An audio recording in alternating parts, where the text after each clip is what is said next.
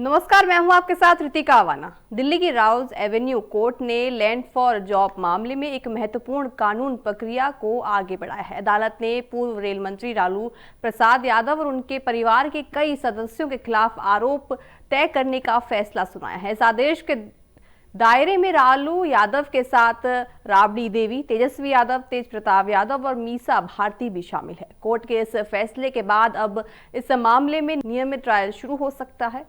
इधर अदालत के इस रुख के बाद बिहार में राजनीतिक बयानबाजी भी तेज हो गई है। जहां सत्ता पक्ष इसे भ्रष्टाचार के खिलाफ एक बड़ी कार्रवाई बता रही है, वहीं विपक्षी खेमे में इस पर अलग प्रतिक्रियाएं देखी जा रही हैं।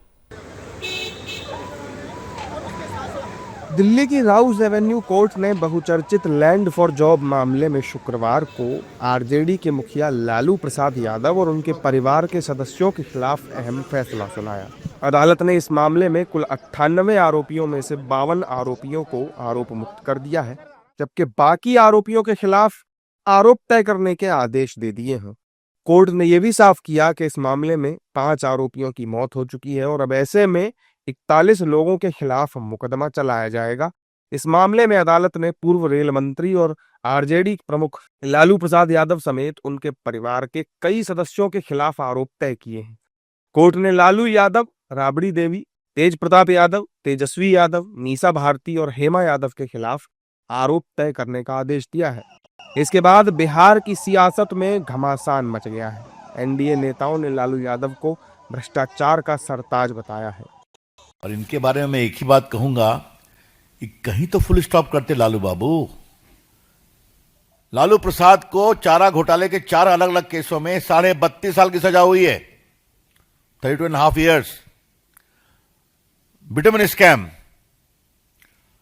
Selling the property, land for job scam. तो कितना स्कैम करेंगे लालू बाबू? क्या मतलब है इसका? देखिए, न्यायालय का काम है, न्यायालय तय कर रहा है। न्यायालय में जो चार्जशीट दाखिल किया गया उस पर कार्रवाई न्यायालय करेगा। तो न्यायालय की प्रक्रिया है ना, न्यायालय अपनी प्रक्रिया में अपना निर्णय सुनाता है। और जब जो लोग हैं उनको लगता है कि निर्णय हमारे पक्ष में नहीं है या हमारे साथ जस्टिस नहीं हुआ है, तो ऊपर के कोर्ट में लोग जाते हैं। तो अपना न्यायिक प्रक्रिया है ना। एक प्रक्रिया में किसी का, हम लोगों का कोई भूमिका नहीं है।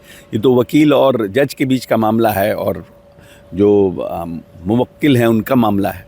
आपको लगता है, लीगल एडवाइस लेकर आपको लगता है कि कुछ पॉइंट्स पर हमारे साथ इनजस्टिस हुआ है, आप ऊपर जा सकते हैं। जांच एजेंसी ने पुख्ता सबूत माननीय न्यायालय के समक्ष रखा था और लालू जी के परिवार को पूरा मौका दिया गया अपने पक्ष में उनको बात को रखने का। माननीय न्यायालय दोनों पक्षों की सुनवाई लंबे समय से कर रही और ऐसे परिस्थिति में माननीय न्यायालय का जो फैसला है या जो उन्होंने अपने कार्रवाई के दौरान देखा है, उसके अनुसार संवैधानिक फैसला आएगा। अदालत के मुताबिक इस पूरे मामले में अन्य आरोपियों ने भी आपराधिक षड्यंत्र में सक्रिय रूप से सहयोग किया। कोर्ट ने टिप्पणी की कि रेलवे में नौकरियों के बदले जमीन लेने का एक तरह का विनिमय सिस्टम चल रहा था, जिसके तहत कई लोगों को रेलवे में नौकरी दी गई और बदले में उनके या उनके परिजनों की जमीन भी ली गई। हालांकि विपक्षी दलों के नेताओं ने इस मामले में साजिश रचे जाने का आरोप लगाया है। जो लैंड फॉर जॉब मामले में माननीय न्यायालय का आया है निर्णय, इस पर कोई राजनीतिक प्रतिक्रिया नहीं हो सकती, लेकिन ये सबको पता है कि ये पूरा मामला समाप्त हो चुका था। लेकिन इस जांच एजेंसियों ने इस पूरे मामले को फिर से खोलकर आदरणीय लालू प्रसाद जी के परिवार को फंसाने का साजिश और षड्यंत्र रचा। सारी चीज़ों का जवाब दिया जाएगा, कानूनी प्रक्रिया के तहत कानूनी लड़ाई भी लड़ी जाएगी। लेकिन जो लोग राजनीतिक लड़ाई हमारे विरोधी लालू जी से नहीं लड़ पा रहे परिवार से, तो वो इसी तरह से फंसा रहे हैं। ये 3 दशकों से ज़्यादा समय से चल रहा है। अब देखिए, आरोप तय होना मुकदमे को तय करना नहीं होता है। आरोप तय होने का मतलब मुकदमा तय होना थोड़ा ही है।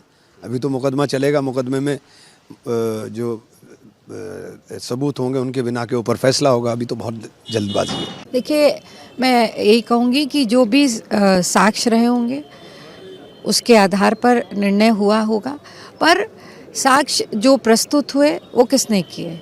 तो लगातार कोर्ट इस पे सुनवाई कर रहा है और जो चीज़ सब जुडिस हो उस पर टिप्पणी करना उचित नहीं है।